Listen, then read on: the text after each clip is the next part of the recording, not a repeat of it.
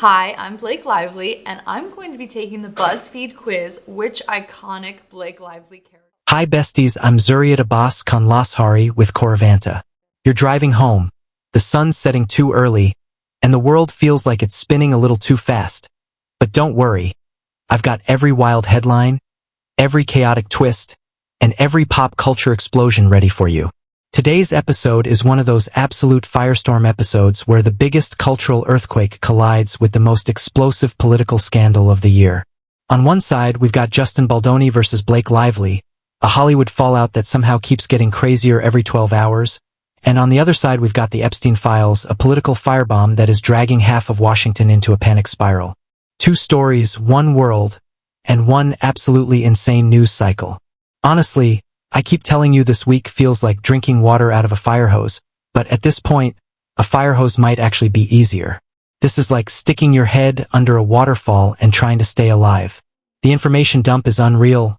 Documents, depositions, secret recordings, text messages, lawyers breaking their silence, PR firms scrambling, and powerful people trying to do damage control faster than the internet can read PDFs.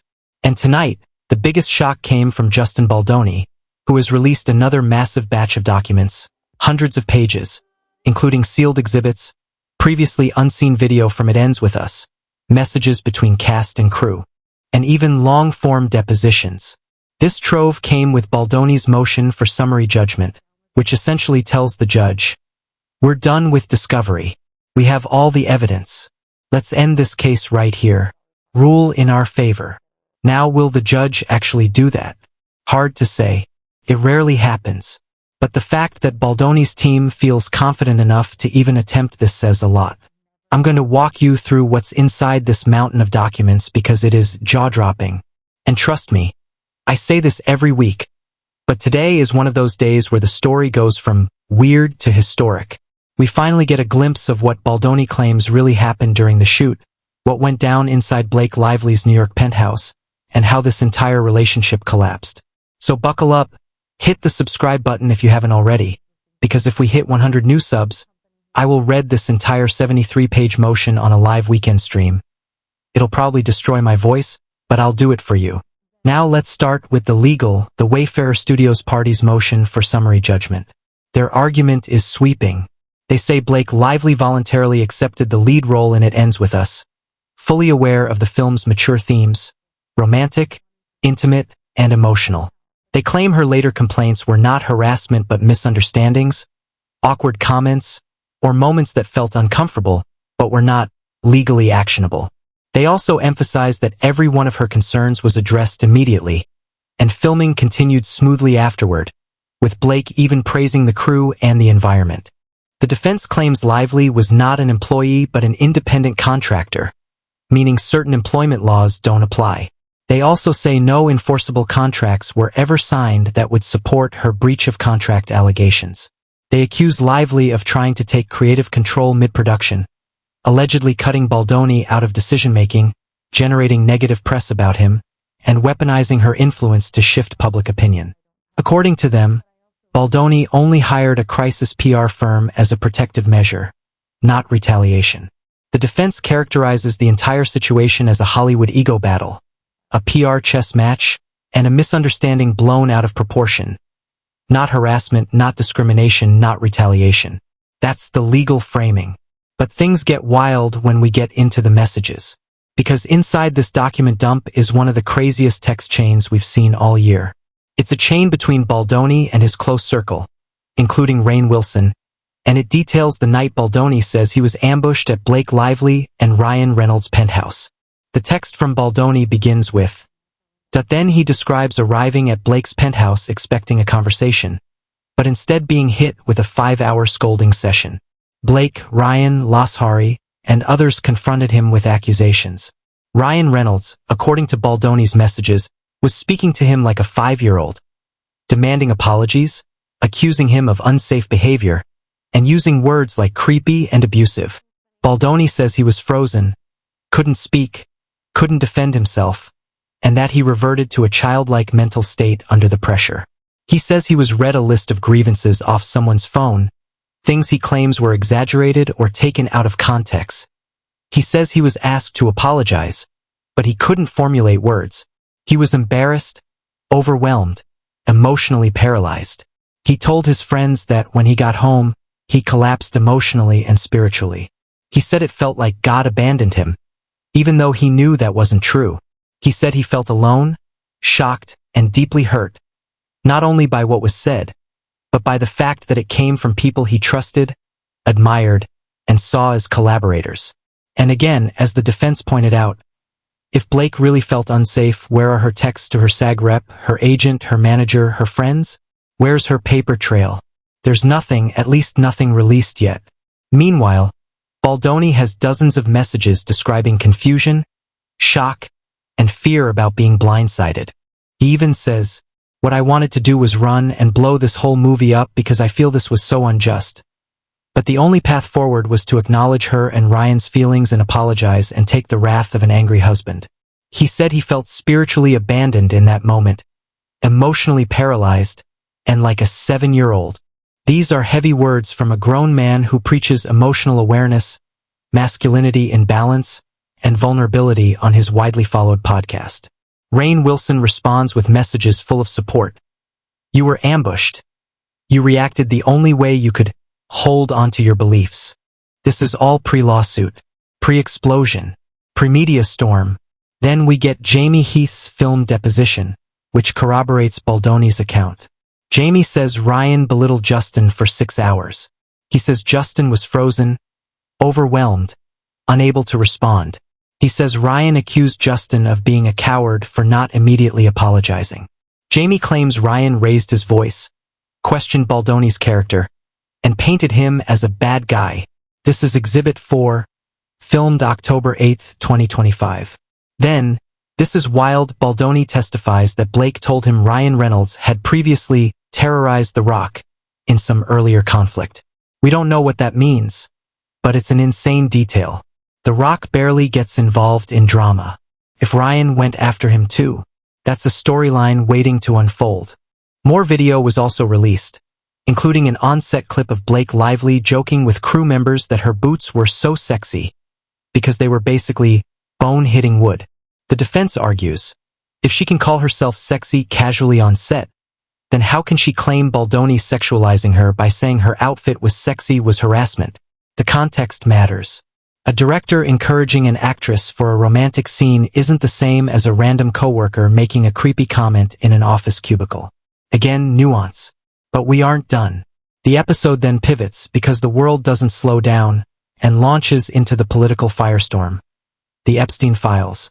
Katie Miller, Stephen Miller's wife, tries to start a culture war over Bad Bunny performing at the Super Bowl. The Cowboys co-owner shuts her down gracefully. Katie tries to make it political, but the owner insists the Super Bowl is about unity, culture, global entertainment, not politics. The show praises her for standing up for diversity, culture, and reality. Then the host goes off, rightfully, on Stephen Miller, a man widely accused of extremist policies, cruelty, and white nationalism. Then we shift to the newly released Epstein emails. Representative Jim McGovern tells Republicans bluntly, they're going to have to vote on whether they're protecting a pedophile or protecting victims. No more hiding. And suddenly, Republicans are flipping.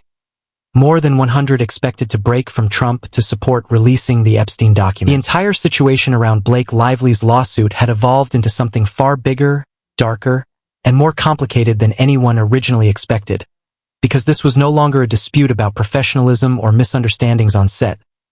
This had turned into a high-stakes Hollywood psychological and PR war where reputation, influence, and narrative control mattered more than evidence, truth, or legal clarity, and Blake understood this game far better than Justin Baldoni ever did.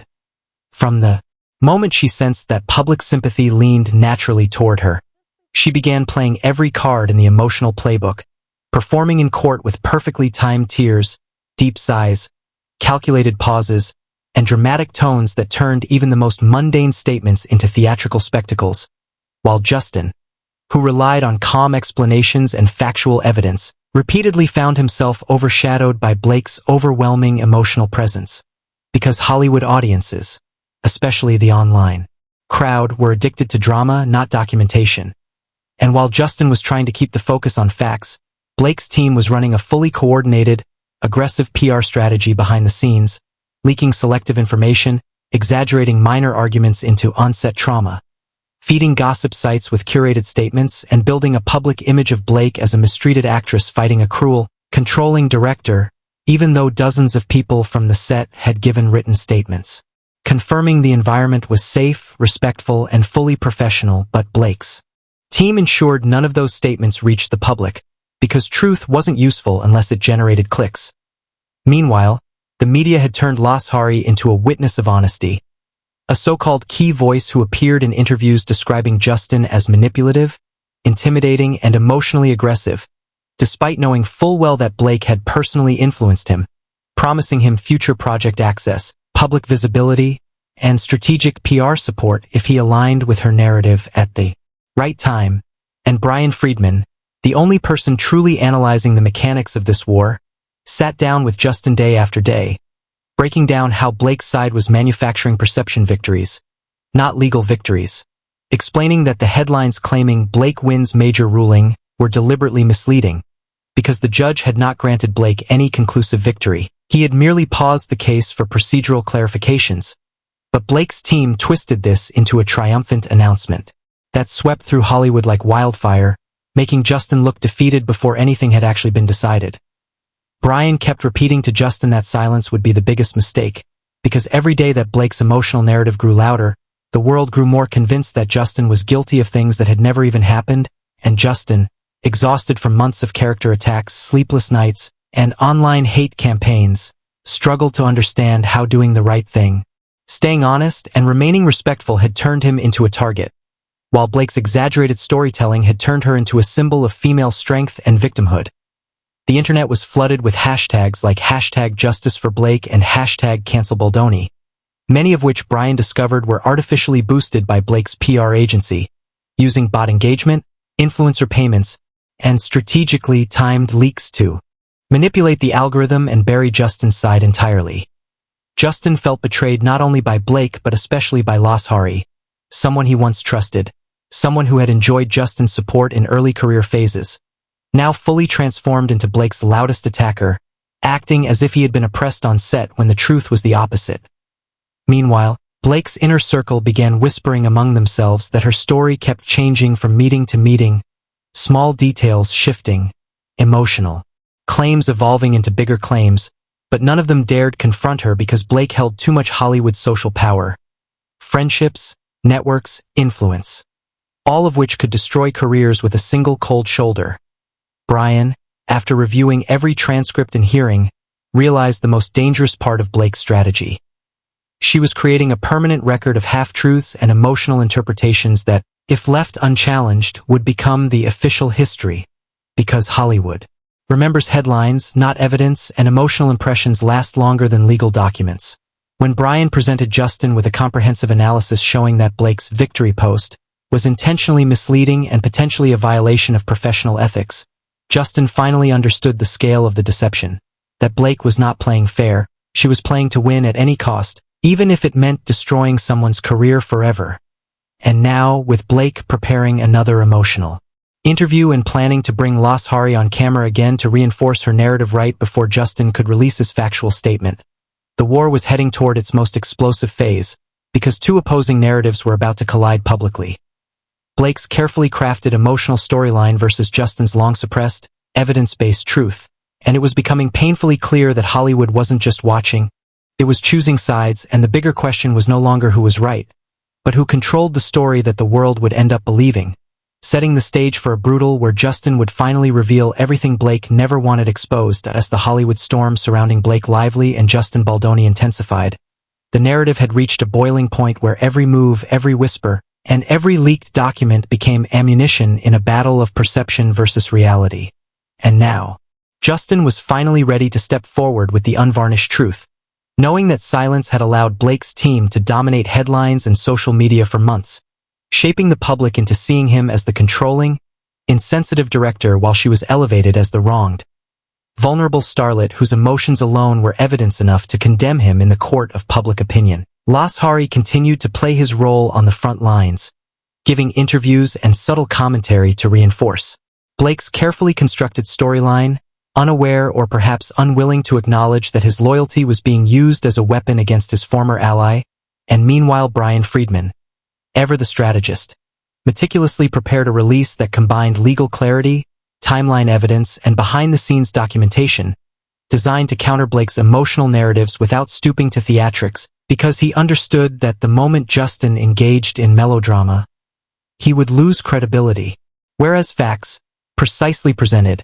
could slowly dismantle the illusion Blake had so masterfully woven.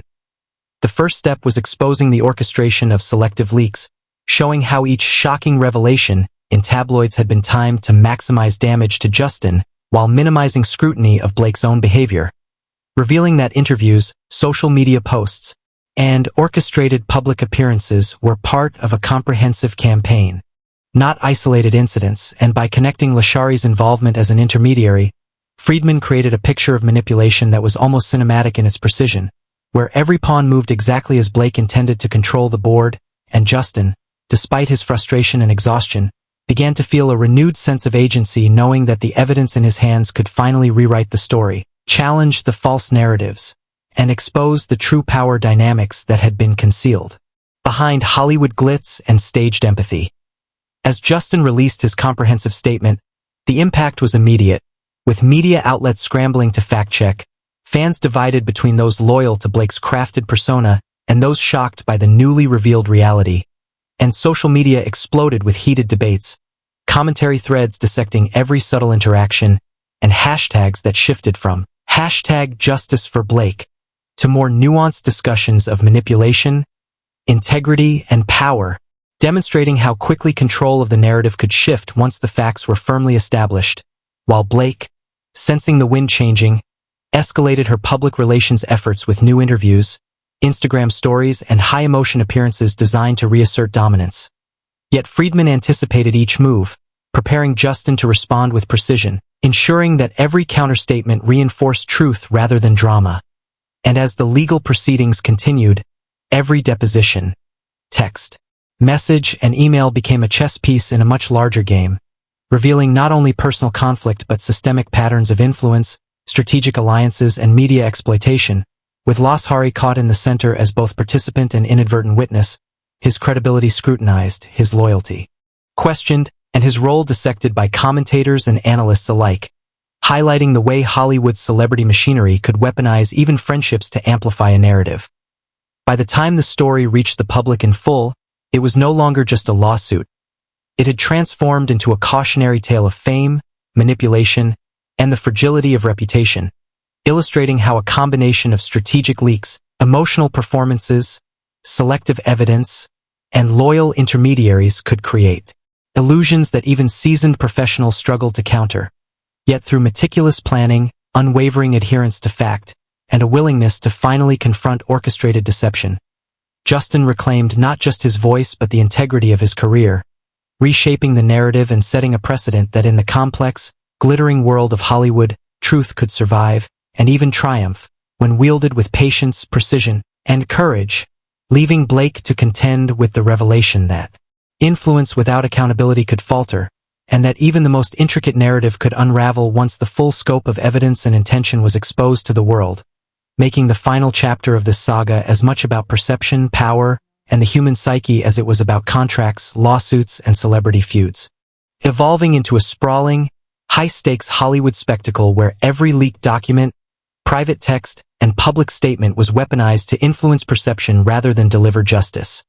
And as Justin watched the world react to Blake's carefully curated emotional performances, he realized that the real battle had never been in courtrooms but in the court of public opinion, where headlines, social media trends, and orchestrated interviews shaped reality more effectively than facts ever could. And from the outset, Blake had demonstrated a masterful understanding of this dynamic, using tears, calculated pauses, dramatic emphasis, and selective revelations to ensure that every public appearance reinforced the narrative of a mistreated starlet fighting a controlling, emotionally insensitive director, while Justin, committed to transparency, relied on calm reasoning and evidence, which unfortunately failed to compete with the visceral power of staged emotion in a media landscape built for spectacle. Behind the scenes, Lashari, initially a trusted ally and friend to Justin, had been transformed into a key instrument of Blake's strategy, delivering interviews, commentary, and seemingly candid observations that portrayed Justin in the worst possible light, all while benefiting from promised career opportunities, personal publicity, and alignment with Hollywood's dominant narrative, leaving Justin not only professionally besieged but personally betrayed, as the very people he relied upon became unwitting weapons in a campaign designed to dismantle his credibility. And Brian Friedman, ever the analytical mind, meticulously mapped the architecture of this operation, identifying how every leak, every selective media briefing, every social media campaign was calibrated to amplify Blake's narrative and suppress Justin's voice, explaining to him that the judge's statements had never granted Blake a conclusive legal victory, and that the public perception of triumph was a carefully orchestrated illusion, crafted to dominate headlines and cement her status as the victim in a story that was far more complex and morally ambiguous than the world realized. As the evidence grew, Friedman showed Justin the intricacies of the PR manipulation, revealing that the viral hashtags, the trending posts, and the seemingly organic outrage had all been orchestrated with precision, leveraging algorithms, influencer partnerships, and the timing of high-visibility leaks to maintain a constant spotlight on Justin's supposed failures, while strategically minimizing exposure of Blake's exaggerations and manipulations, and this ongoing barrage left Justin emotionally drained, sleepless, and unsure how to navigate a system where truth seemed almost irrelevant compared to the appearance of vulnerability and drama. Yet Friedman insisted that the long-term solution was careful, factual, and complete disclosure, because only by systematically exposing the constructed nature of Blake's narrative could Justin reclaim his professional integrity and begin to reshape public perception, which meant releasing a meticulously documented statement, complete with timelines, communications, and behind-the-scenes context, demonstrating the coordinated efforts to manufacture a story that favored Blake while painting him as the antagonist.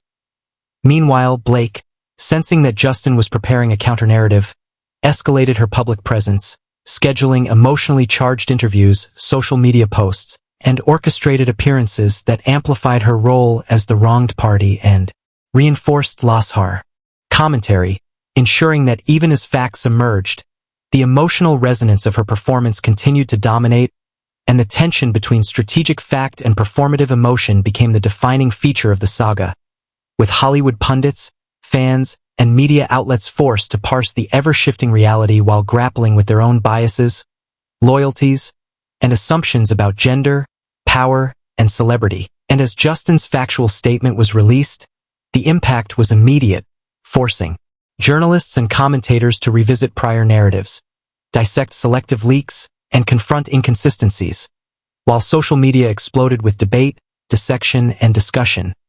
Trending hashtags evolved from simple proclamations of victimhood to complex interrogations of manipulation, truth, and perception, and audiences began to understand that the real story was less about who had acted cruelly and more about how control over narrative could determine the fate of careers, reputations, and even public sentiment in a culture obsessed with image, optics, and influence. The legal documents, depositions, text messages, and emails that had been meticulously collected over months now served as a powerful counterweight to Blake's staged performances, exposing how a carefully orchestrated campaign of selective evidence, exaggerated claims, and emotional leverage had dominated the early media cycle, and Lashari's role as both participant and unwitting amplifier of Blake's strategy came under scrutiny, highlighting how individuals could be manipulated into reinforcing narratives that served the interests of others. And as Justin steadily reclaimed his voice, the true dynamics of the conflict emerged. Blake's relentless pursuit of control, the calculated deployment of allies, and the public performance of victimhood were all designed to corner him, while Justin's patient accumulation of fact, testimony, and context offered a slow but ultimately persuasive counter-narrative, one that would challenge Hollywood's assumptions about power, influence, and the intersection of emotion and truth. Even as new interviews, social media posts, and media analyses surfaced, the saga revealed that reputation in Hollywood was a fragile, malleable construct, constantly shaped and reshaped by perception, leverage, and narrative engineering, and that the difference between being seen as a hero or villain often had less to do with objective reality than with who controlled the story most effectively. And through it all, Justin learned that resilience, patience, And commitment to truth were not just moral imperatives but strategic necessities, because in a world where headlines could determine legacy, being able to produce unassailable evidence and articulate contextually accurate narratives was the ultimate form of power. And as the saga continued to unfold, it became clear that Hollywood had witnessed not just a legal dispute but a masterclass in PR warfare, emotional manipulation, and the complex interplay between public perception and private reality. With Las Hari caught in the crossfire as both participant and observer, highlighting how alliances, loyalty, and influence could be weaponized to alter the course of a story, and as the truth steadily emerged from the shadows of calculated performance, the larger lesson became undeniable. In the celebrity ecosystem, it is not talent, charm, or charisma alone that dictates outcomes, but the relentless ability to control narratives, sway perception, and strategically deploy both emotion and fact. And in reclaiming his narrative, Justin not only vindicated himself but demonstrated that even in the most orchestrated campaigns of manipulation, transparency, evidence, and patience could prevail, leaving Blake to confront the reality that influence without accountability is ultimately unstable, that carefully constructed illusions can unravel, and that no matter how tightly a narrative is controlled, the truth has a way of emerging, reshaping reputations, challenging assumptions, and rewriting history in ways that even Hollywood's most powerful players could not ignore.